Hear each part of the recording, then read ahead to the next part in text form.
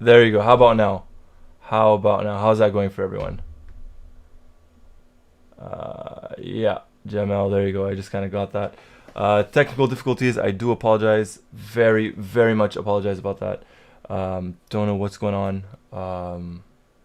It's the internet, right? It's technology. So I do apologize about that. Our first real hiccup here. And I was just kind of, reading the comments here. So thank you for everyone for pointing that out. I was kind of talking in mute for for a while. Loud and clear. There you go. Quentin says loud and clear, and Jamel says you guys can hear me as well. So I do apologize. It's a Friday night, right? It's these things happen, and that to quote, or was it Tony Schiavone on WCW? That'll put some butts in the seats. So hopefully this does put some butts in the seats.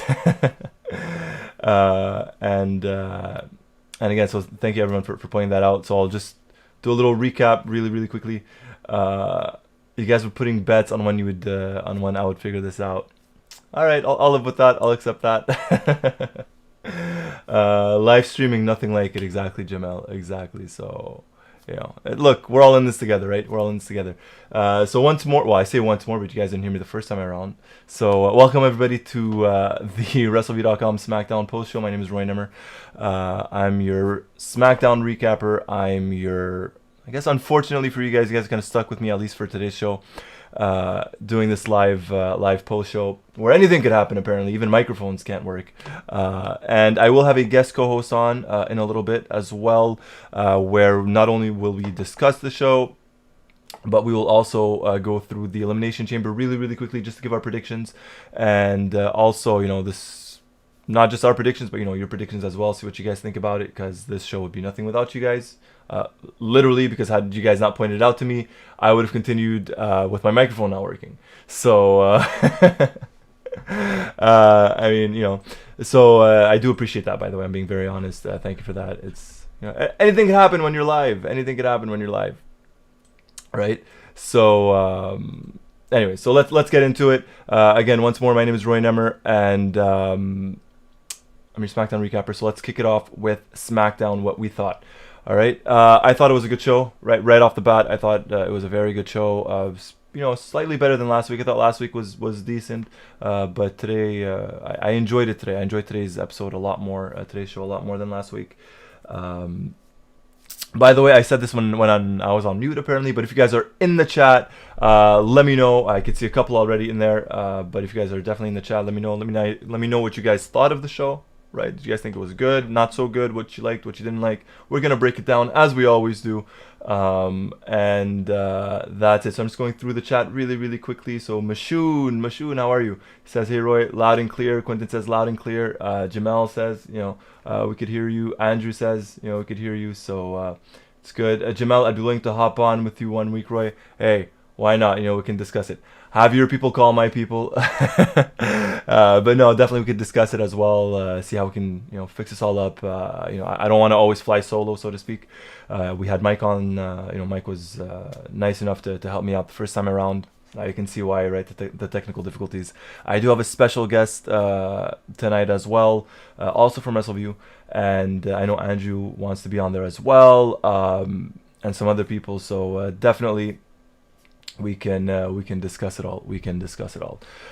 So just going back to the show really quickly, kicking off, Edge, right, the Royal Rumble winner, starts off the show, says how he has a lot of picks, right, for WrestleMania. Not only could it be Roman Reigns, but potentially even like a Cesaro or Daniel Bryan or anyone else, right?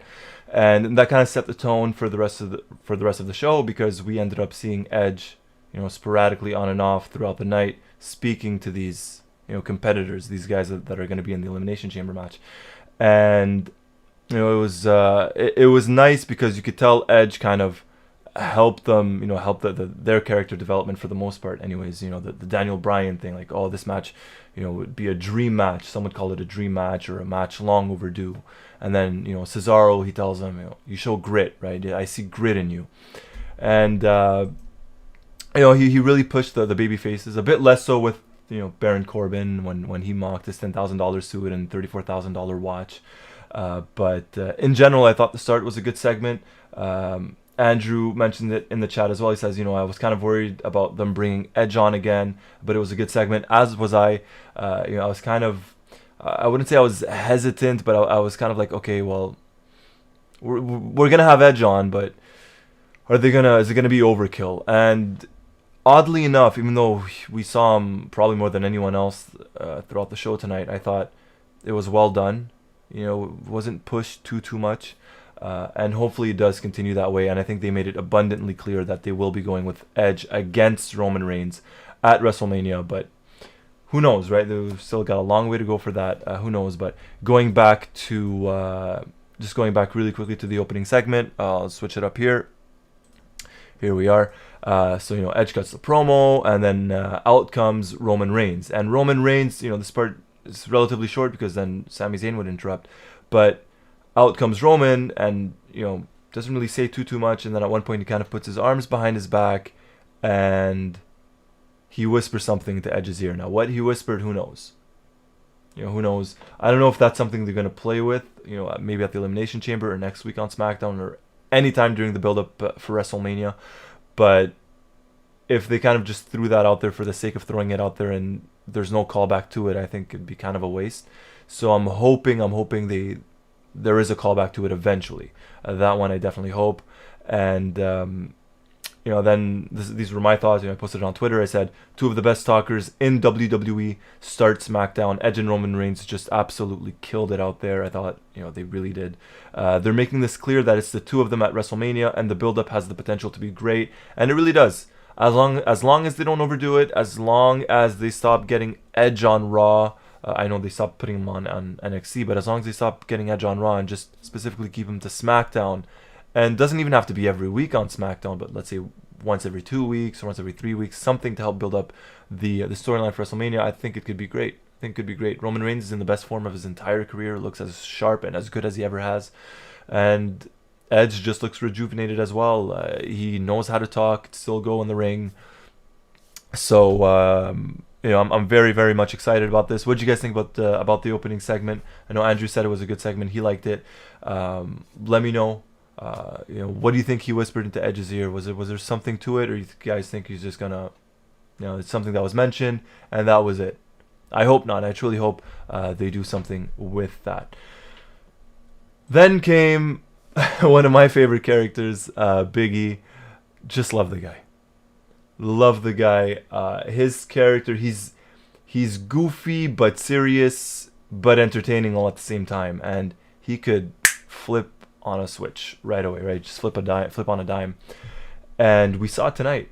He comes out, he has his little Hunger Man, his microwavable meal dinner thing. He's sitting on the couch, and he has that foot massager thing, though I couldn't really tell what it was. He had a blanket and his mini fridge next to him. So you just have Big E there kind of watching, and something that I enjoyed very, very much about this entire segment involving Big E, Apollo Crews, and Shinsuke Nakamura. And by the way, I still think Nakamura got the short end of it. Despite getting the clean win, it was just a complete afterthought. But something that I did enjoy was actually throughout the match, Big E's commentary was, why should I face Apollo Crews again? There's no reason. I beat him a bunch of times, and he beat him clean. And every time Michael Cole or Corey Graves kept insinuating, but how about Apollo Crews? Why don't you face him again? Big E just said something like, hey, I beat him. On to the next. That's it. Back of the line. I don't care if he gets a win. Back of the line. And that's something I feel like sometimes it's lacking from specifically the babyface characters. Because usually the babyface characters will just, kind of go with it. And I beat him, but I'm willing to give him another chance and whatnot. This was the opposite. Big E looked, he sounded like a man on a mission. Like, I want nothing to do with this guy. That's it. For me, forget about it. This guy's in the headlights. And as I'm watching this match and as I'm recapping, I'm thinking, okay, I like what I'm hearing. I love what I'm hearing.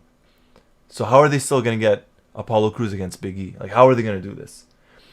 And when Nakamura got the win, even more so, I'm sitting there thinking to myself, I'm just flabbergasted. I'm thinking, okay, Big E buried him on commentary. Apollo Crews lost once more, cleanly, I might add, once more cleanly. There's no way. Like, they can't get this to make any sense whatsoever. How could you have Big E against Apollo Crews? And then you have the switch, right? Where they kind of... there's some character development. There's some development going on there with Apollo Crews where, okay, he attacks Nakamura. All right, clearly he's the heel in all this, as we've seen and as we've known for the past couple of weeks. So he's the bad guy. Big E just gets up in his face, serious look, tells him to leave, put down the stairs, put down the steel steps, put down the steel steps, leave, walk away. And he's very adamant about it, very serious tone. And then you knew obviously he was going to turn around and get attacked.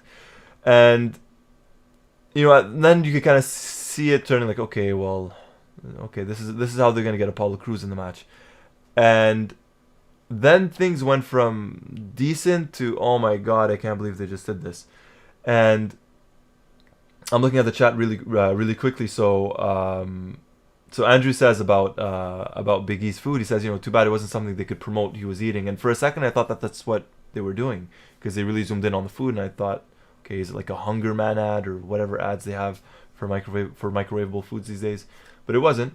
Jamel says Big E looked super comfy during that match. He did. He has a pretty good setup going on at ringside, and it is refreshing to see him and Drew be actual smart babyfaces. I totally agree, and it's something that I know Mike has mentioned a bunch of times on his Raw post show with Victoria. He always says, the babyfaces are just babyfaces. They're not smart. They always get tricked or whatever. So lately, it's good to see that changing, right? Almost as if creative management is listening to us, and if you are, please continue to do so. And exactly, John. We're used to WWE babyfaces being super dumb. Unfortunately, so when they actually do something smart, it not only does it catch us by surprise, but we actually enjoy it, right? So I totally agree with you guys in the chat. But so back to this segment here. So Big E gets beaten up outside of the ring. Apollo Crews grabs the steel steps and throws it onto Big E. And it makes sense, obviously, why they had Big E on the other side of the ring and not directly in front of the hard camera where we could kind of see what's going on. Thankfully, it wasn't one of those, another one of those, it was a Riddle and I think it was Shelton Benjamin segment where, or was it Benjamin or Bobby Lashley, where they, stomped on Matt Riddle's foot, and you could see clearly he didn't stomp on Riddle's foot. So I guess they learned from that mistake. And something that, I don't know, and someone please correct me, because I've been lucky enough, and knock on wood, I've never been on a stretcher. I haven't really been around stretchers or anything, but when you're on a stretcher, no matter the situation, do they put a neck brace on? Because I could have sworn there was a neck brace on Big E, and if they're doing a whole, hey, we're going to throw steel steps on you and it's going to land on your neck and all you need is a neck brace, I mean, creative's got to do a little bit better than that, right? A little bit better than that. Anyways, hopefully it's just, they use it as a precaution type of thing. But unfortunately, or fortunately or unfortunately, I could kind of see them doing Big E against Apollo Crews either at Elimination Chamber or maybe Fastlane next month, where Big E's still nursing his injury, and because of that injury, let's say, Apollo Crews gets the win, and then maybe Big E wins the title back at WrestleMania in front of an actual crowd. That's just an idea. I don't know what you guys think. What do you think? Where do you think they go with this? Do you think we actually get the rematch at the Elimination Chamber, or do they do something else? Let me know. I'm going to take a look at the chat really quickly. So Andrew says, I like Big E, like being the dad in it with Crews, like being, you don't do that stuff. Yeah, like an authority figure, like, hey, you don't do that, show some respect. I agree.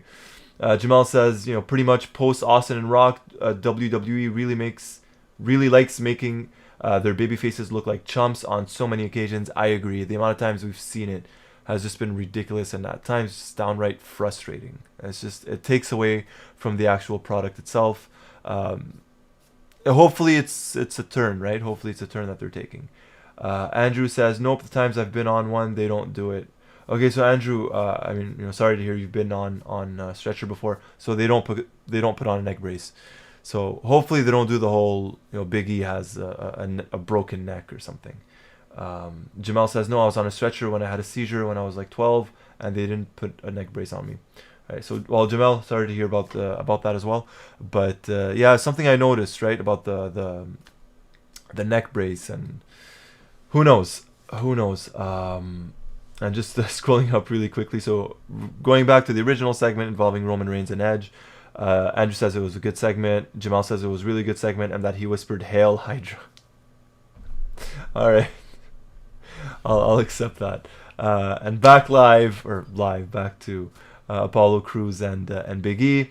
Jamal says that checks out logically, having Apollo win the title in a dirty way, then maybe face Nakamura at Fastlane, then Big E getting the Intercontinental title back at Mania. That's actually smart. I didn't think of that. I did not think about the Nakamura part at Fastlane. That could work. It also, keeps Nakamura going, because they did have some momentum going with him at one point, and then ultimately just kind of, despite the fact that he's getting some wins or a win tonight, it didn't feel like it, and that's that's a problem. And we have Lamar in the chat. Lamar, hello, buddy. How are you? Hope everything's well with you. I hope you enjoyed the show tonight. If you didn't, we are recapping it right now. Opening segment, Edge Roman Reigns. Make sure to check that out. It was good. And then we had the Intercontinental champion Big E at ringside, where Nakamura defeated Apollo Crews, and then Apollo Crews did the switch. So Andrew says, I was thinking a triple threat, maybe for the Chamber, then singles match at Fastlane. Maybe I could see that happening. I could definitely see that happening. And if it does happen, I could see Big E losing the title. I could see this would be maybe a safer way of them to get the title off Big E, although I would like for them to keep the title on Big E, at least until there's an audience. Just because I feel like the crowd would like that. I know if I was in attendance, I'd much rather see Big E as champion rather than Apollo Crews. No disrespect to Crews, just I feel like it would work better, right? So that was that match. And let's take a look at what I wrote here. I wrote, they are trying to push Apollo Crews, yet he loses 4 matches, all clean as well. And Nakamura gets the win, and while I hope it will lead to something, it probably won't. My guess is Apollo versus Big E at the Elimination Chamber, and with Big E injured, Apollo wins. So that was my prediction or idea, or I guess my feelings, right? And I do stand by the fact that Apollo has lost, I think 4 or 5 times now, all cleanly. The fact that Nakamura got the win hopefully leads to something. And if we're going by Andrew's prediction, right, we could get Nakamura in the Intercontinental title match eventually, right? So that could work as well. And then ultimately we get something at WrestleMania. I'm guessing that's my ultimate guess. And then Andrew says they could also do a number 1 contender with just Nakamura and Apollo Crews at the Chamber. I could definitely see that happening. Some good ideas in the chat. Some very, very good ideas in the chat. Totally agree with you guys. Any one of your predictions, I would not mind too much. Just for the life of me, if we're gonna have another Crews and Big E, either like have this be the last match where Apollo Crews just crushes him. Where Big E just crushes him, or make it in a way where Crews wins dirty and then Big E kind of chases the title a little bit, or something to make this interesting, because I cannot take another Big E Apollo Crews match where it's just the same old with them, right? So that's that. Moving on. After that, we had so I know Andrew tweeted to me about this during the show. We had we discussed it a little bit. Andrew mentioned it at the start of the show. After this, we had Seth Rollins. Oh boy, and I feel like I've been doing this face, or I did this face last week as well when I spoke about Seth Rollins. Look, this whole cult thing, or this whole savior thing, is not working. It's not working. They got to figure something out with Seth. This was the perfect opportunity when he was away for a couple of weeks, where they could have, I'm not going to say totally repackage him, but get away from this whole cult character and do something with him. They completely dropped the whole him and Murphy at one point. That feud not mentioned anymore, which, I'm very happy about. I'm very, very glad that they're not mentioning that anymore. But it's like Seth Rollins, the Savior 2.0, but it's just like a worse version. It's horrible. It's horrible. And Andrew says, why is he on my TV all the time? I don't know. And his promo tonight was not bad. Don't get me wrong. It wasn't annoying. It wasn't a bad promo. But I just can't get behind the Seth Rollins character. That's my problem right now. Seth could have a 5-star promo, absolutely knock one out of the park. And personally, I'd be like, yeah, it was a good promo. I'm still not interested in seeing Seth. I don't want to see him. There's nothing that interests me about him.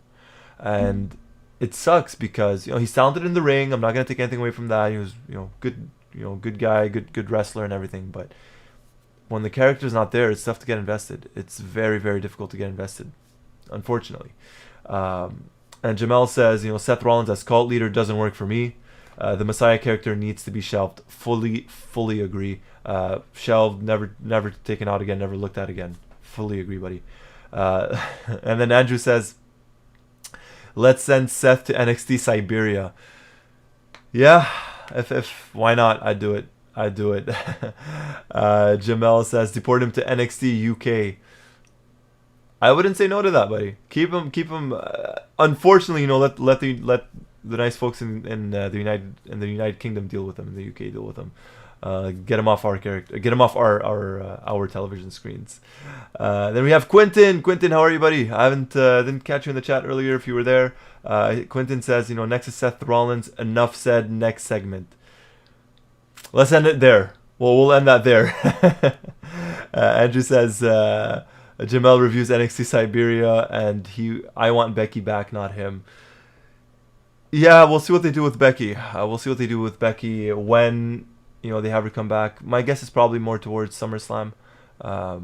Probably around their next big event after WrestleMania. Probably SummerSlam, I think, is when we get Becky back, or probably a month or so right before, unless maybe Money in the Bank, have her win Money in the Bank or something. But I definitely think we get Becky back in and around summertime. I'd be surprised if we get Becky back before June. I think there's still another 2 months or so, at least 2 or 3 months before we see Becky Lynch back on our television screens. Quentin says, Jamel sent Seth to NXT Antarctica. It gets quite cold there, trust me. And Jamal says, send him to NXT UK and just have Walter cave his chest in with chops. Oof. Yikes. Yeah, that's tough. That's rough. That's punishment. That would be the punishment. Well-deserved punishment, I might add. Well-deserved punishment. All right, so the less said about Seth, the better, right? I think we spent enough time talking about him as it is. After that, we had Kevin Owens backstage with Edge, and they had this whole segment of, complimenting each other and best of luck, and Adam says, you and I are alike, and this and that. You get knocked down, you keep getting back up. I'm the same thing, and it was Edge being a baby face and motivator and all that stuff, motivator. And at the same time helping build, right, the Elimination Chamber pay-per-view, or the pay-per-view matches at least. So it was a good segment. And then after that we had Sonya Deville and Adam Pearce along with some WWE officials bringing or helping carry Big E on or into the ambulance. And how long does it take them to get someone into an ambulance like that? I mean, we went through a commercial break, a dreadful Seth Rollins segment, Edge, Kevin Owens, and they still didn't get Big E in the ambulance. Someone's got to step up there. Someone's got to step up. Andrew says, sorry, not Andrew, sorry. Jamel says they were very polite because they're Canadian. Look, as someone who lives in Canada, Canadians are polite. Not to say Americans aren't, but I know Canadians tend to get, the stereotype is, we're sorry, eh? I don't know anyone who says A, by the way, and I'm not going to turn this into a Canadian rant, but I don't know anyone who says A. That's number one. And we don't say sorry. We just say sorry. I don't know how it sounds for you guys, but it's that. Andrew says, worst paramedics ever. Totally agree. Whoever that was, fire him. Get someone else. Jamel says, not as long as they took tonight. Yeah, for the paramedics, that took a while. That took a while, Jamal. Look, if it means they cut that Seth Rollins scene a little bit shorter, I'm all for it. I am completely all for it. Right.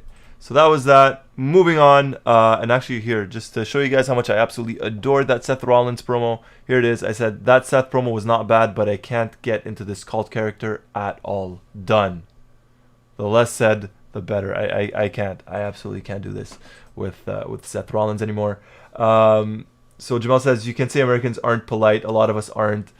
I'm not getting into this, Jamal. I'm not doing... I could easily turn into a heel Bret Hart from 97, where I make Canada out to be the greatest country in the world and United States just the worst country in the world. We're not going to do that.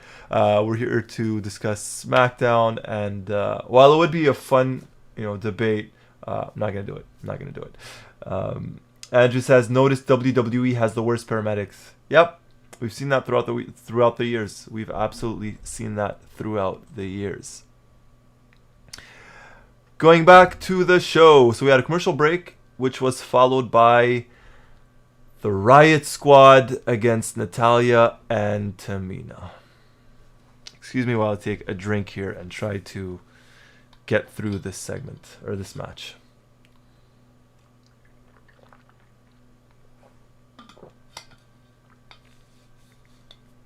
All right. The Riot Squad. I know we've discussed this for the past couple of weeks. Nothing against Liv Morgan. Nothing against Ruby Riott. I'm a fan of Billy Kay. But they have to win a match. This team has to win a match. They're out there every single week, be it a singles match, be it a tag team match, and they lose. I don't care if it's because of Billy Kay. I don't care if it's... I don't care. They have to win a match.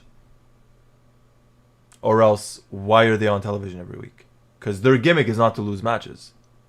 They're not jobbers, and they don't have that gimmick where they go out and lose matches every week, except that they are. On the, I want to say positive side. The positive side out of all of this is maybe, possibly, kind of, I want to say hopefully, but not entirely sure. We might have gotten a tag team involving Tamina and Natalya.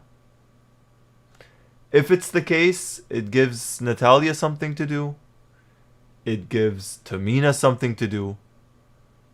Having them together as a team, you look at Tamina's size, and then you look at Natalya's experience and everything. You can be like, all right, this could be a good tag team and at least a credible threat, to the women's tag team championships.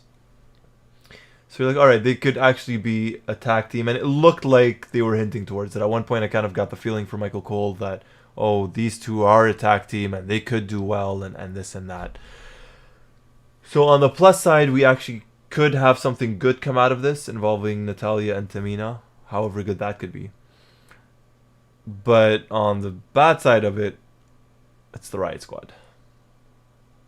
It's the Riot Squad. So I'm just going to take a look at the chat really quickly. Jamal says, hard to care about them at all if all they do is take L's. Exactly. All they do is just lose every single match. Andrew, I thought Billy Kay was going to cost Tamina and Natty, but she didn't. But see, that's the thing, Andrew, and it feels like every single week they have her come out and, this, okay, well, she's going to help them win, or, this, and just nothing happens. Nothing happens.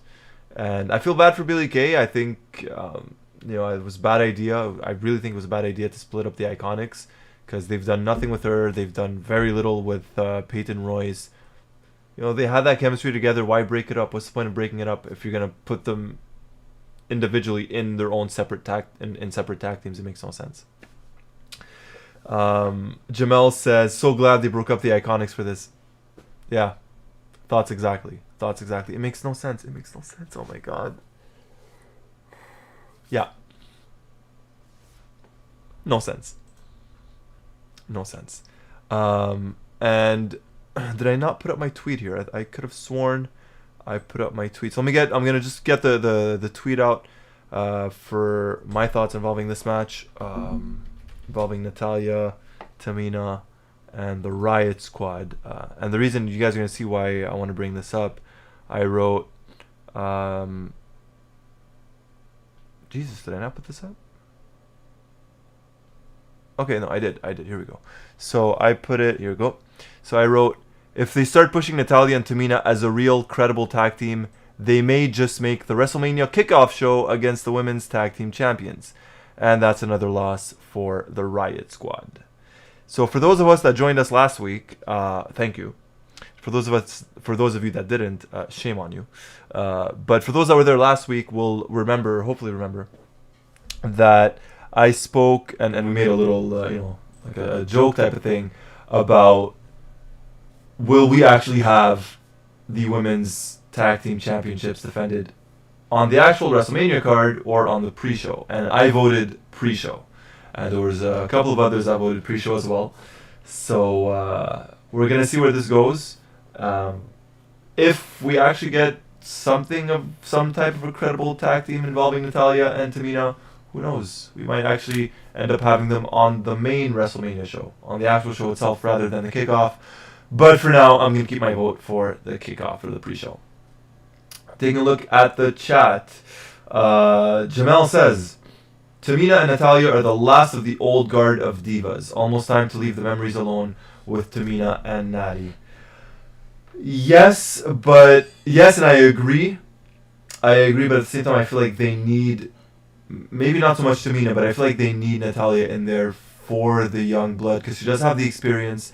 I know, character-wise or charisma-wise, not the best, but to help train these women out of the ring and, in the actual ring as well during shows, she does have valuable experience, I think, and I feel like, as this is going to come off extremely rude, but I feel like that's probably the main reason why they still have Natalya on there, is because of the young guard, to help them and to help train them.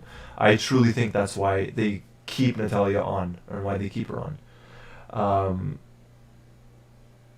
You guys, sorry, my mistake. I spoiled my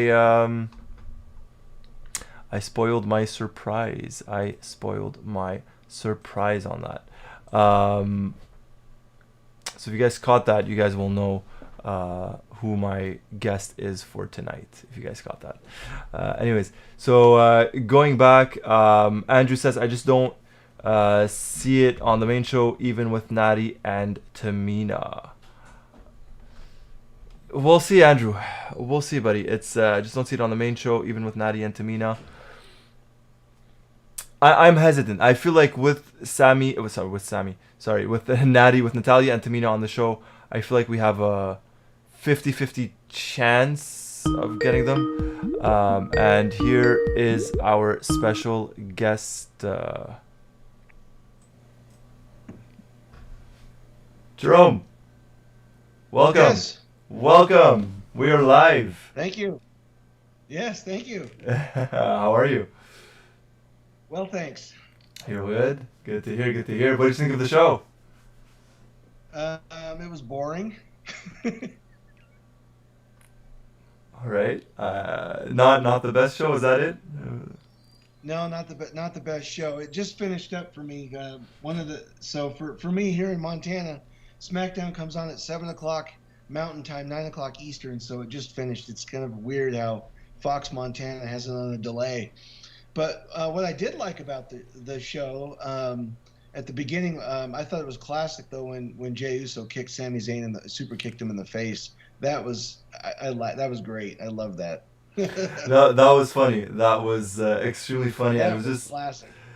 They're just talking, then you just see that super kick out of nowhere. That was classic. And Roman Reigns as a heel is great. I'm glad that they pulled the trigger on that.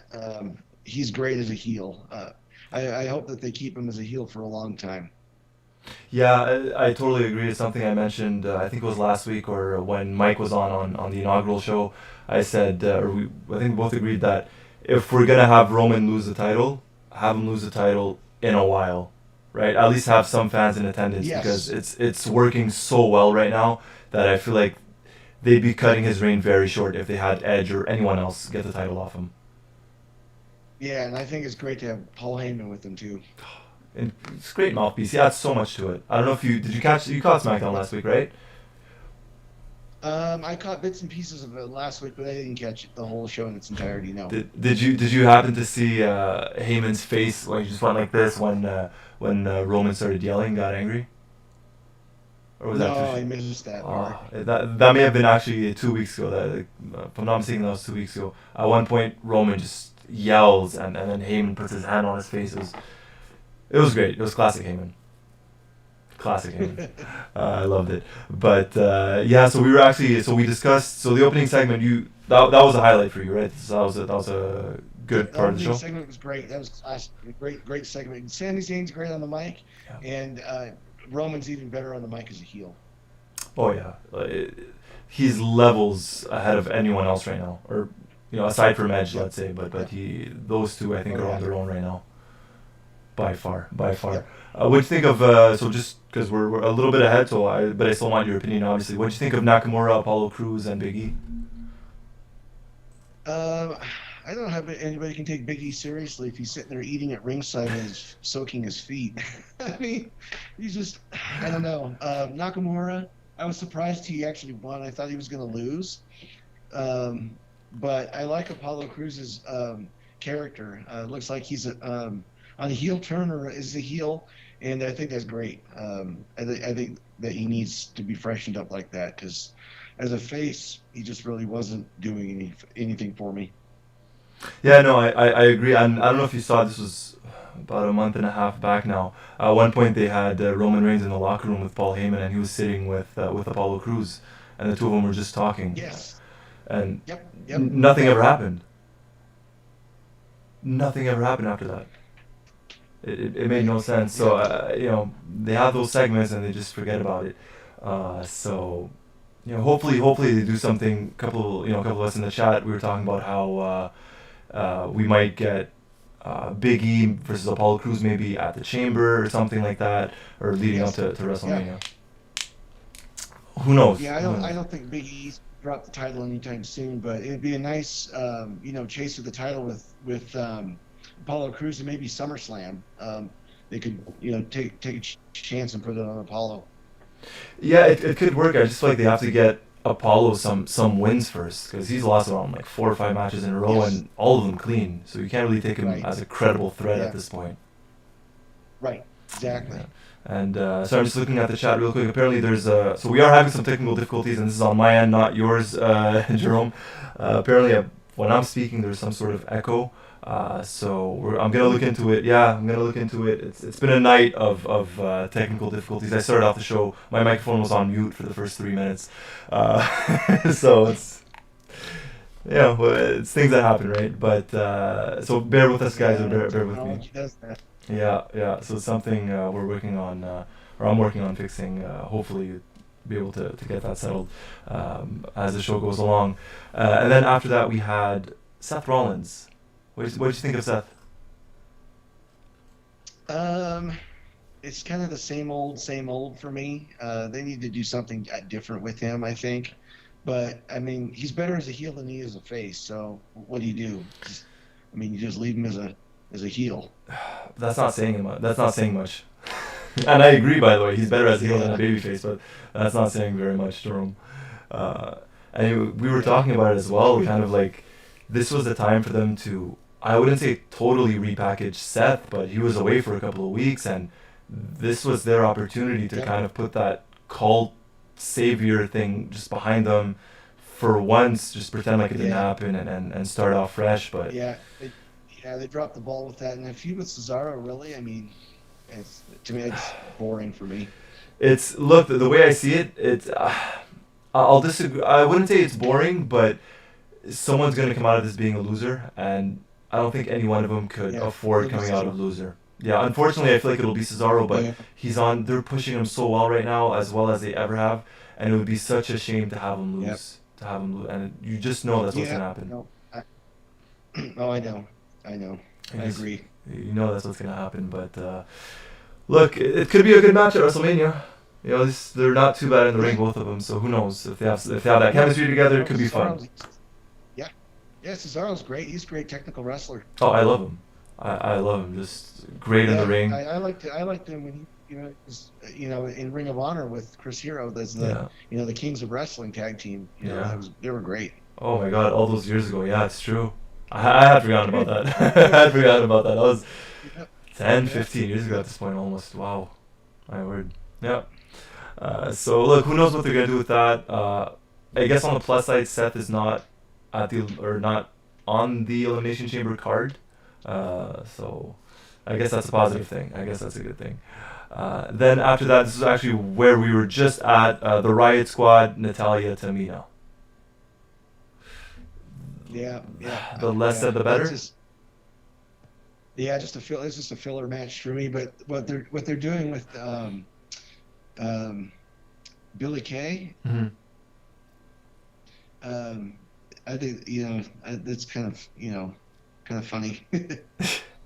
See, it's funny, but Jamel said in the chat, and I agree because I mentioned it as well, but they broke up the Iconics for this. And I know. I know. I'm not saying the Iconics were the greatest tag team in the world, obviously not, but if you're going to split them up just to have Peyton Royce tag team with whoever it is on Raw and Billie Kay do nothing or try and tag team on SmackDown, it's not really worth it. Yeah. No. It's not really worth it. But, from one women's segment to another, we have Ding Dong Hello with Bayley. Well, I feel like it's much more tolerable these days. Yeah, no, Bayley's great as a heel. Nia Jax is awful on the mic. She does nothing for me. And Shayna Baszler, she just should be on a singles run. I think she'd be better in singles competition. Yeah, I agree. I totally agree. The thing with Shayna as well is I feel like she needs a mouthpiece. Like a female version of Paul Heyman or something, or Paul Heyman himself. Yes, I agree. Absolutely. Just do something similar to what they did with Brock, I think, right? Even though Brock, if we go back and watch his early stuff, was not bad at all on the microphone. He wasn't as bad as people remember him to be. So something with Shayna, definitely do something like that with Shayna. I fully agree with that. Now my question, I know we're kind of a little bit ahead, but what do they do with Bayley at this point? Because they have Sasha and Bianca feuding, and you have Nia and Shayna, but Bayley's kind of the odd woman out, so to speak. Yeah. Odd man out. Yeah, she is. I don't know what you do with her. I mean, she's great as a heel. Maybe trade her to Raw. That could work. Send her over to Raw. I feel like her losing the belts has definitely helped her character, because at one point it was, it got too much with her, and they've definitely slowed down a little bit. But she needs a change. Definitely needs a new change. Potentially on Raw, like you said, not a bad idea. Not a bad idea there. So moving on, this was... By the way, what are they doing with Reginald? He's with Carmella, but he has this weird love affair thing with Sasha Banks. With Sasha Banks, I don't know. It's no idea what they're doing with that. It makes no sense. And I'm a fan of SmackDown, and I'm a fan not just because I recap it. I've always enjoyed SmackDown for the most part throughout the years. I thought they did well. They've always had a good roster, good matches, good storylines. But every now and then they just surprise you with something that just makes no sense. Something like this Reginald thing. It's zero. Right. Yeah, it makes no sense to me. No. And then Andrew in the chat says Bayley versus Michael Cole at WrestleMania at a special attraction match. We've had worse. Didn't we have a sumo match at one point? Oh my God. Well, yeah. Maybe Jerry the King Lawler and Michael Cole. That was a disaster. Did that happen? Oh my God. I completely blocked that out of my memory.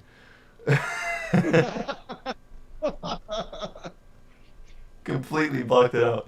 No clue what happened there.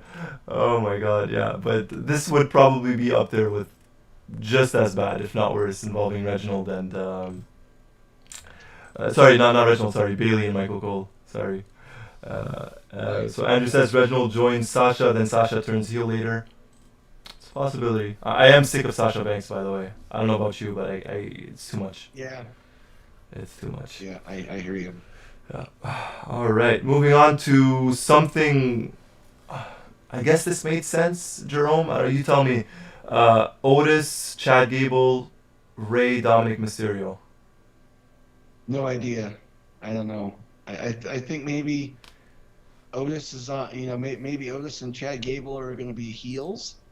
I mean, is this a tease or a sign of that? I don't know. It looks like it, right? The disqualification, which we see very little of these days, especially for something like that in a tag team match, Right.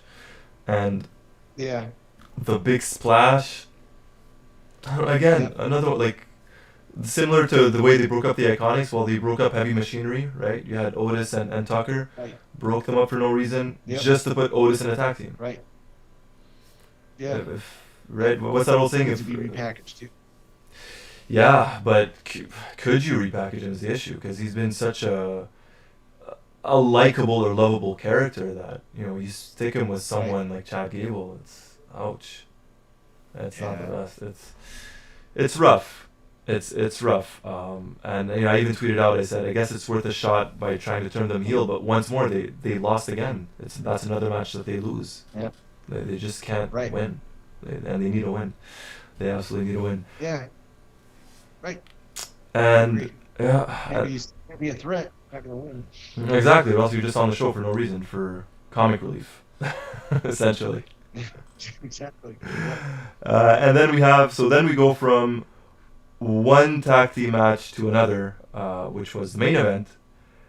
Jey Uso, Sami Zayn, Baron Corbin against Kevin Owens, Daniel Bryan, and Cesaro.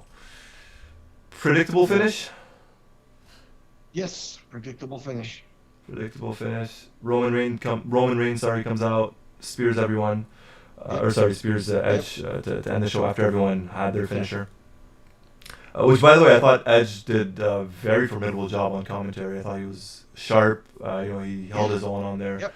Very fun. And I like it. I feel like they're doing it more on SmackDown than on Raw, but I feel like on SmackDown, for at least 1 or 2 matches every week, we get someone on commentary. And for a 2-hour show, that changes it up a like lot. that. Yeah. I feel like Raw It definitely does. needs it Yeah, I like it. significantly more. Yep. I agree. Yep. So I hope for Mike and Victoria's sake they start doing it on Raw as well on a 3-hour show Yeah. to help them get Ron through it. needs it. It's too long. 3 hours is too long. It's a lot. It gets very difficult to watch. I told Mike about this. I'll be at home and Monday night there's not too much to do, especially right now, and I'll just put on Raw, and as I'm watching I just completely zone out. I can't stay focused. It's because the product is so bad as well. Like if the product was good, it's like okay, it's like not that bad, but it's bad and you're there and you're watching. It's difficult to focus. Yeah, it is. It's tough. Yeah, for me, Raw comes on at 9:00, and it ends at midnight. And I'm not going to waste my time watching it. No. The Raw, essentially just watch the first 10 minutes up until the commercial break. Watch the main event, if that, and you're pretty much good. Everything in between these days, most of it anyways, is just filler, right? It's just filler. Yep, it is. Yep. So, going back to the chat really quickly, so Andrew says Otis turning heel just because they can't figure out what to do with him. They can't figure anything out for him, which I agree. Again, goes back to breaking up Heavy Machinery. Just makes no sense. Quinton says Reginald and Sasha Banks beyond meh. At this point, I would say Sasha Banks is beyond meh. You talk about someone needing a repackaging. Bailey got repackaged about a year and a half ago, which did wonders for her character. Sasha needs to ditch the whole legit boss, I'm the boss thing. It just doesn't work. It's dead at this point. Right.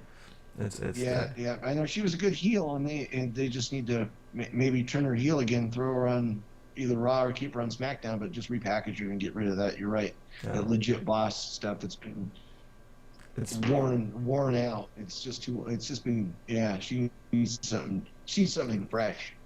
Yeah, I agree. Take her off at WrestleMania, have her lose the title, have her go away for a couple of months, come back at SummerSlam, repackage something, throw her on Raw, anything, because it's been I remember since last year's WrestleMania where they just, and even before then, she was every week and boss, and then they had her with Bailey and everything. So no, I agree. Repackage Sasha and do something else with her. Yep. Do something else. Andrew says Heavy Machinery should never have broken up. Totally agree. And Yeah. this whole Heavy Machinery breakup is just a load of BS, says Quentin Walters. I agree, buddy. I agree. It makes no sense. It made no sense. So, yeah. So as for the match itself, the main event, I said, Cesaro put in work in that main event. The guy is a stud, and he looked out of it. Poor guy. I felt bad for him when he tried spinning Baron Corbin around, and you could tell he was dazed. he was dazed. He just dropped him. But a predictable main event. I still thought it was decent. It was enjoyable for what it was. But decent main event. I enjoyed the show as a whole. I personally gave it a thumbs up. I don't know about you, Jerome. I feel like you're kind of a more thumbs down for tonight. Yeah, it was just didn't it just didn't I thought there was too much on the mic and not enough action, and I wanted to see more action. More. I understand they're trying to build up to Elimination Chamber, but it didn't want to make me it doesn't make me excited about Elimination Chamber. It was just kind of like seemed like just another show, and it shouldn't be that way. They should really, make you want to, look forward to Elimination Chamber. So yeah, I would have done it differently if it were me. Yeah. So essentially, there's nothing, because that's the issue with go home shows, right? Right before pay-per-view, and. Yeah. It's kind of like, well, this is it. You throw all your eggs in one basket. You want to get people to subscribe to the network. You want to get people to watch the show on Sunday and everything. And so for you, it didn't do it for you. Nope, didn't do it for me. I wouldn't watch the show. Oh, it doesn't get me excited about it. No, see, I'll agree to a certain extent. I definitely agree to a certain extent. I'm just curious to see what they do in the actual chamber match. Not like in terms of who's actually going to win, because obviously whoever's going to win will ultimately end up losing to Roman Reigns right after, but who's going to get that rub type of thing? That's where I'm leaning towards. I'm hoping it's Cesaro. For his sake, I hope it is. Right. Just to see, but... Well, what'll be interesting... Oh, I'm sorry, go ahead. No, go ahead, Jerome. I was done, go ahead. I was going to say... The only really thing interesting for me is The Miz has the Money in the Bank contract. So, what are they going to do? Are they going to have him like sneak in and, try and get the win? I don't know. Try to get the win. Yeah, I don't know. Do you think they do it for the SmackDown match or the Raw match? That's the question. I think they'll do it for the Raw match. For the Raw match, yeah. It's look, it's definitely interesting. I feel like if they were to do it, it would be a mistake. I truly feel like and by mistake I mean if they actually do it and Miz wins the title, obviously I feel like that would be a big mistake. Right. By him cashing in, see that's the only thing that intrigues me about the pay-per-view is that I don't think it's a particularly bad card, but because we're so close to WrestleMania, that's what makes me kind of wanna be like, okay, so what's going on here, right? What are they gonna do? So. We'll see. And we have Andrew in the chat who said thumbs up for him, even when it's a bad 2 hours, and they even make it good. And hope they don't charge us next month for the network since it's moving to Peacock. That's true for you guys. I don't think so. From what I'm understanding is that everyone that's a network subscriber is just going to be moved over to Peacock automatically, and then when you're up for renewal, you'll just renew through NBC Universal instead of WWE. That's my understanding. Oh, okay.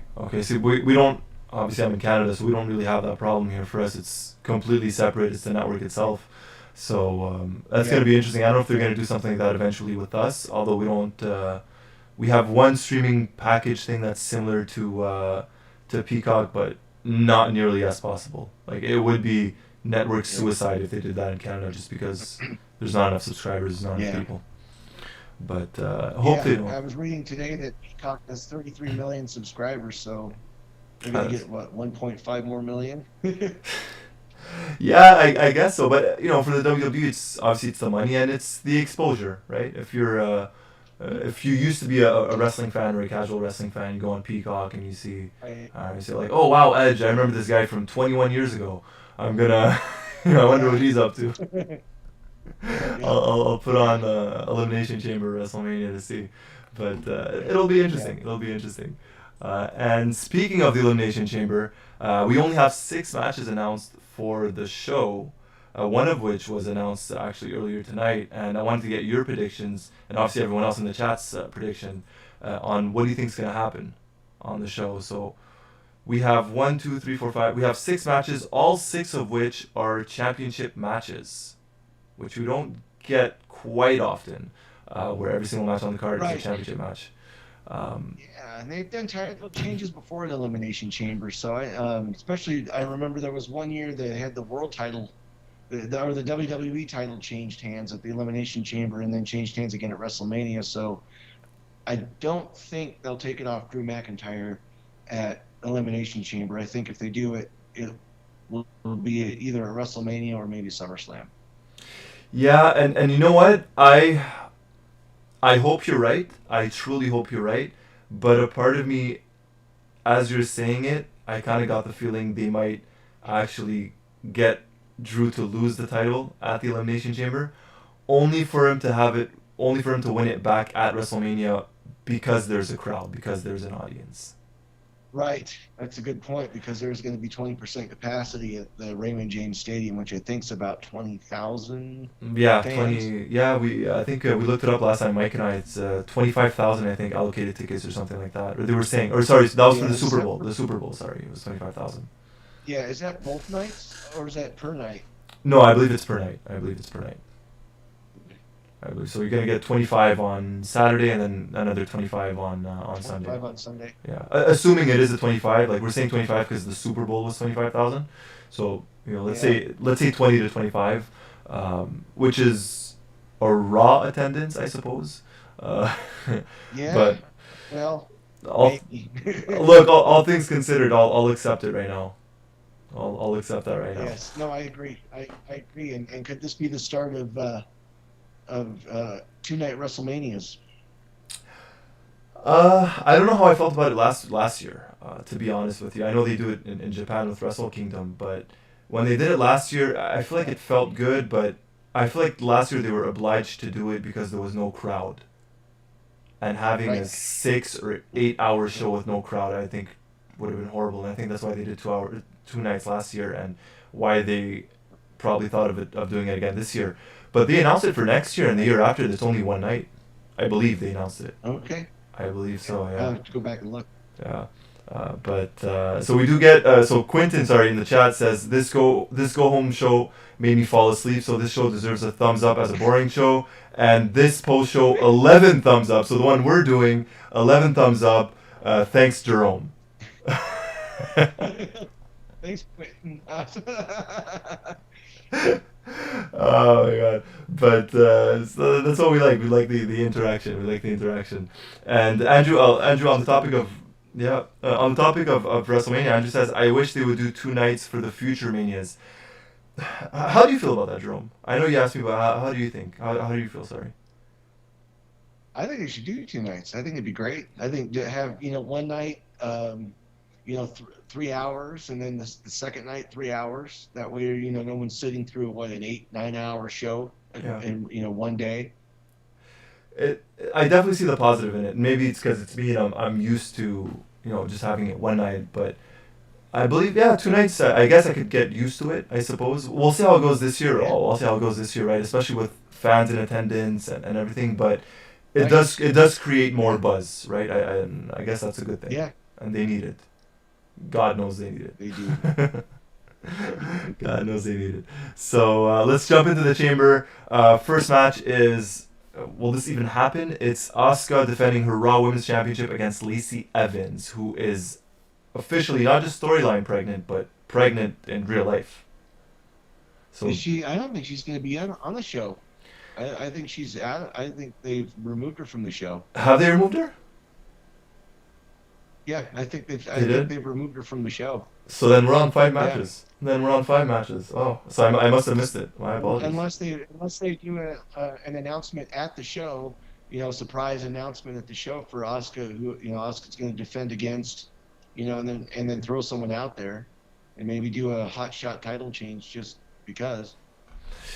Yeah, maybe it could work, right? If you bring like a Rhea Ripley, maybe bring her over from NXT. Maybe, and then and then Asuka wins the title back at WrestleMania. Yeah, that could work. That could work. You're right. It wouldn't be a bad idea. It wouldn't be a bad idea. All right, so we'll scrap that one, and we'll go to the match that was announced earlier tonight, which is Nia Jax and Shayna Baszler defending their women's tag team championships against Sasha Banks and Bianca Belair. And yeah, they'll retain. You think so? Yep, I do. I hope you're right. I hope you're right, because I mentioned this, I think, to Mike on the first show when we were doing it. I said I hope they don't, but I felt like they will. But I hope they don't make Bianca and Sasha as a tag team and have them win the tag titles. And I just hope they don't do it. I hope not. I'll be honest. I truly think I'll side with you. And the only reason I'm siding with you is because I can't see them dropping the belts afterwards. So I'll go with Nia and Shayna. That's your prediction as well? Yep. All right. It is. All right. And what do you guys think? Everyone in the chat, what do you guys think? Who's winning that match? Nia Jax, Shayna Baszler, do they retain, or do we get new tag team champions? And then after that, we're getting a triple threat match. Wow. So we're getting Bobby Lashley versus Keith Lee versus Riddle for the United States Championship.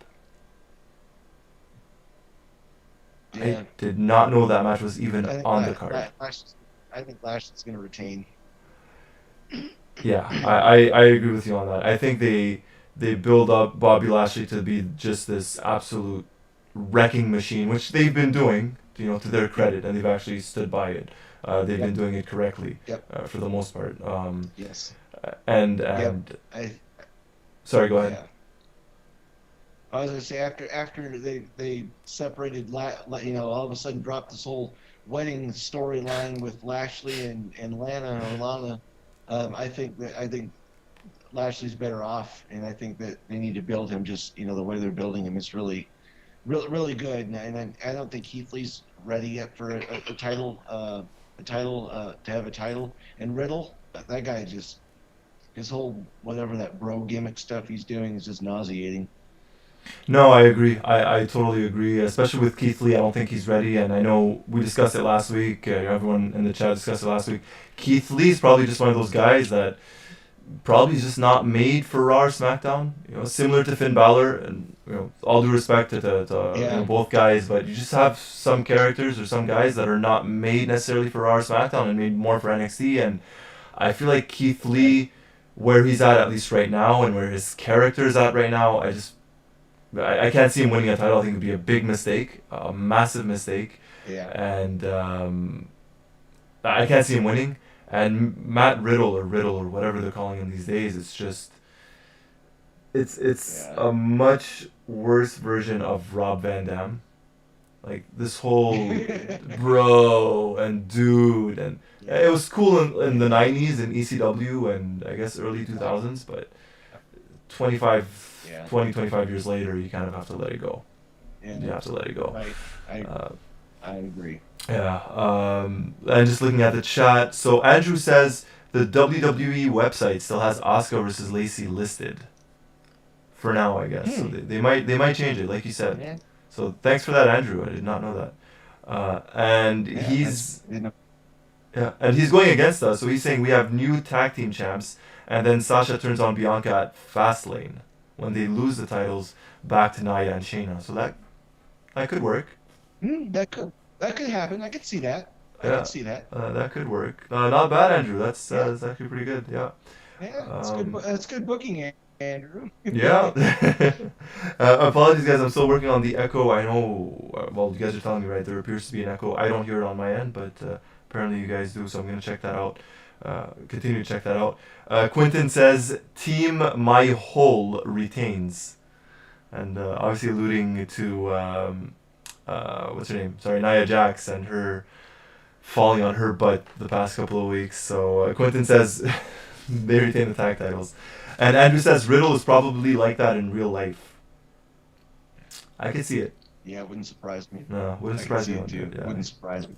He doesn't come off as someone. Again, he could be the nicest person in the world. I obviously don't know him, but he doesn't strike me as someone I'd want to hang out with, at all. Yeah.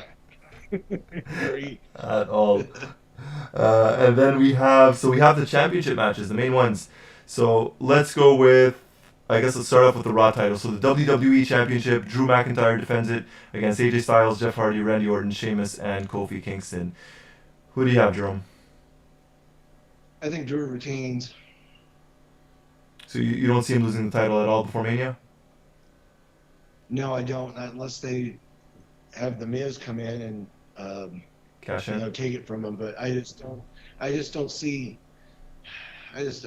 I don't see him losing it before Mania unless they want to do a hot shot title change just to pick up the ratings on Monday. For get a little bit of a pop in a rating on Monday. Maybe they'll put it on AJ Styles. I don't know.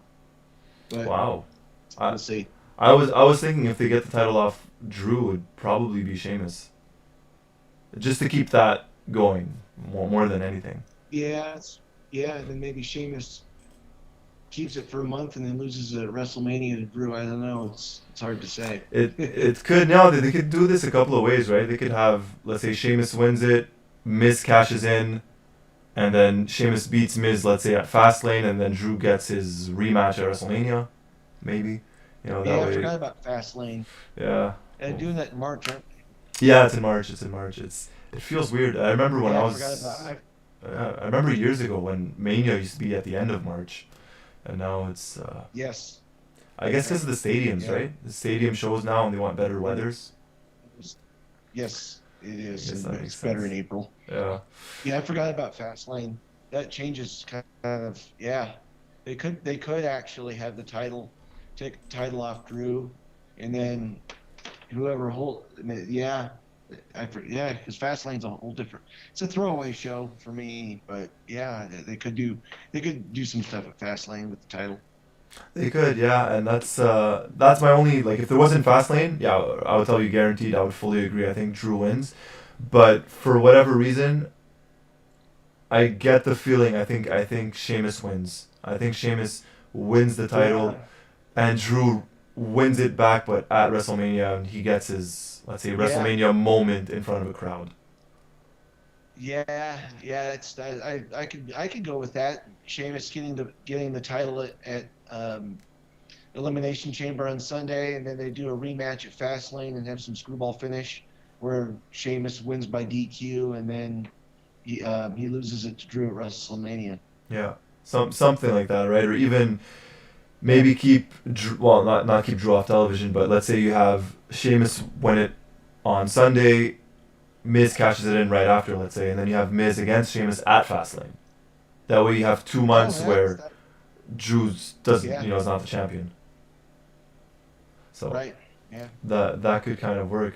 We have, so to kind of go back a little bit, so we have Anthony in the chat, and he asked, he says, Roy and Jerome, do you guys see Keith Lee joining the Hurt Business as their main event talent and having Bobby Lashley, the veteran, being the mid-card wrestler? It's actually quite interesting. Mm. He It is could quite interesting. he could definitely benefit from being in the Hurt Business. He could, even though the Hurt Business is such a stupid name, he could benefit from being in that group. That's only because the Nation of Domination has already been done, Jerome. Yeah, I know. I know. But that's actually not about it. He could definitely benefit. If there is one person on Raw that could benefit from the Hurt Business, it would be Keith Lee. I don't see it happening, Yeah. personally. I don't see it. I can't see them turning him heel. I can't see it happening, but that's not to say it would be a bad idea, because I don't think it would be a bad idea. No. Because he No, could he's definitely. been healed before. He was a heel in Ring of Honor. Yeah, but the Raw SmackDown is, and obviously you know that, but it's different. It's a different crowd. It's a different. It's different everything. It is different crowd, different. Yeah, Different atmosphere. Yep. Different ball game. Yeah, it is. It's a different ball game. Quentin says Drew retains, and oh my, Andrew mentioned something I completely forgot about. He said we all know the Fiend is showing up to attack Randy Orton. Completely forgot about that. So we might have. Yeah. I did forget about that too. Yeah. So you know what? I'm thinking now we might actually have our WrestleMania matches set up as of Elimination Chamber, right? Orton and what's his name? Orton and the Fiend, Drew, Sheamus, Yeah. and then Right. AJ. I don't know what they're gonna do with AJ, but because at one point I was thinking AJ Orton, but I forgot about the Fiend. So it's interesting. It's Yeah, me interesting. too. As long as we don't get It is. worms again on the canvas on the mat like we did at WrestleMania a couple of years ago with that graphic. I don't know if you remember that, Jerome. Oh yeah, I remember that. That was just so stupid. That's stupid. that's one to forget. Yeah, it's not a bunch of nonsense. No, that was horrible. Yeah, I remember my daughter looking at me. She's like, "What is this?" I'm like, "I don't have no idea." But that's the issue, right? And that, like that was that's your daughter. So imagine you're sitting around with some friends and you're trying to get them to watch or get invested, let's say, in wrestling, and WrestleMania is usually the show to do it. Everyone gets around and then Yeah. like, what is this worms? Or what is this character? What is this stuff? So Exactly. Yeah. that was Yeah. horrible. That was horrible. But hopefully we don't get that again. Yeah. Hopefully. And then we have the main event or sub or co-main event after the Roman Reigns match, but we have Universal Championship. So Jey Uso, Kevin Owens, Corbin, Sami Zayn, Cesaro, Bryan. Winner faces Roman Reigns right after. Not that it's gonna matter too much, but who do you think? Who do you got on this? I think Daniel Bryan, one last run. You think he beats Roman? I think he wins the Elimination Chamber, but I don't necessarily think he beat Roman. Okay. So you have Bryan as winning the Chamber match, but ultimately, falling short, let's say, to Roman Reigns in the actual main event. Yep, I think so. Okay. I could see that. And I could also see WWE completely screwing this up and have Bryan actually beat Roman Reigns and somehow have a triple threat or something at WrestleMania. I hope it's not the case. I hope not. But I could see them doing You're something right. like that. I could see that happening. Because I know that Daniel Bryan, he's been vocal about wanting to go part time and and transition out some. Yeah. What do they do? Give him one last run, one last hurrah. Yeah, he, like you said, he mentioned it, and even like he mentioned obviously in interviews outside of the ring, but even on SmackDown itself, he said it. Like, I don't have many WrestleManias left. I want my WrestleMania moment and this and that, or I want it again. So Yeah. it is a possibility, but I feel like see, a part of me thinks no, it's set in stone. We're getting Edge and Roman Reigns at WrestleMania, but another part of me says because it's set in stone and because it's so obvious, we might not get Edge versus Roman Reigns at WrestleMania. But my prediction, I'll agree with you. I think Bryan gets the win, although I would like for it to be Cesaro. But I think Bryan gets the win and then loses it to Roman Reigns or just right after. Yep. Yeah, right after. And Andrew agrees. He says whoever wins the cage is losing to Roman Reigns. Yeah, I agree. I totally agree on that. And speaking of the Elimination Chamber on Sunday, we do have a live post show. I don't exactly have the names yet. I'm not quite sure about that. But I know we will be having a Wrestleview Live post show, post Elimination Chamber. That is where we're going to review it all. So you guys make sure to tune in to that. Jerome, did you want to add anything else? I have nothing else to add. Nothing else to add. Like, it was fun. This is the first time we've ever actually had a podcast, you and I together, right? If I'm not mistaken. Yeah. It was It's first time. First time. Hopefully not the last. And again, if you ever want to be on, you're more than welcome. For those listening, Sure. hopefully I'll get the audio fixed for the next show if it is an echo. So I do apologize about that. Anthony, sorry. So Anthony, just to see here, Anthony says Keith Lee's Bask in My Glory character to me doesn't work as a face persona. It's more of a heel. Yeah, I could see that, and I mean, I guess if they do that, maybe the Hurt Business wouldn't be a bad idea, or send him back over to NXT. Who knows? Right. And Package him and make him a monster on NXT. yeah. And Quentin says the SmackDown Elimination Chamber. Who wins? Who cares? That's the thing. It feels like such a throwaway. I mean, I know because it's part of the Roman Reigns character and he's heel and he manipulated the system by, I'll be at the Elimination Chamber. I don't have to defend my title. I get that, but at the same time, I kind of, I agree with Quentin in that who really cares who wins that match because he's gonna lose to Roman right after. So and then Andrew says obviously I could see Seth costing Cesaro if he does win the Chamber match. That's another possibility as well. Yeah, I could see that too. I could see that too. But we'll see. We'll see. I'll be watching. I'll be watching the show. I know Jerome. You said you won't be. To be honest, I don't think you'll be missing out on anything. No. Yeah, no, I won't be. I'm too cheap to pay for the network. No, it's me. It's not even it's not even that. It's just I'm a sucker and I get extremely nostalgic. As weird as this may sound, like whenever there's a pay-per-view, it's like but it just brings me back to being a kid again and waking up on Sundays and like there's an actual event. So for me, it's nostalgia probably more than anything. I agree. More than anything itself. Yeah, no, I agree.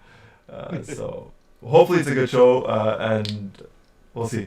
Quentin says this is never boring when Jerome is on. There you go. And I agree. It's never boring when Jerome's on. So Jerome, thank you, buddy. Thank you for being on. Thank you everyone for.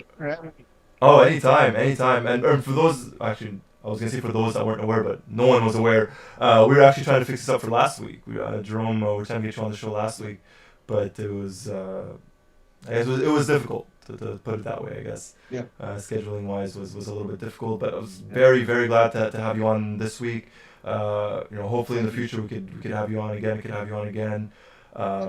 Hopefully it'll be a better SmackDown when you're on. Because I know that you were disappointed with tonight's episode, so hopefully it'll be a better one next time. Yeah. All right. Yeah. So thank you, Jerome. Thank you, everyone. Quentin, Andrew, Anthony, Jamel. If I missed someone, I do apologize. For those that are watching us on playback on YouTube, thank you. Make sure to give us a thumbs up, subscribe. We'll be back on Sunday with the Wrestleview Elimination Chamber Post Show, if that makes sense. We'll be on then on YouTube right after the show, probably around 11:15 Eastern. Make sure to give us a follow there, give us a watch. Thank you, everyone. My name is Roy Nemer. This is Jerome with me over here. And thank you on behalf of Wrestleview.com. SmackDown Post Show number 3 in the books. Thank you, be safe, and take care. Thank you, guys.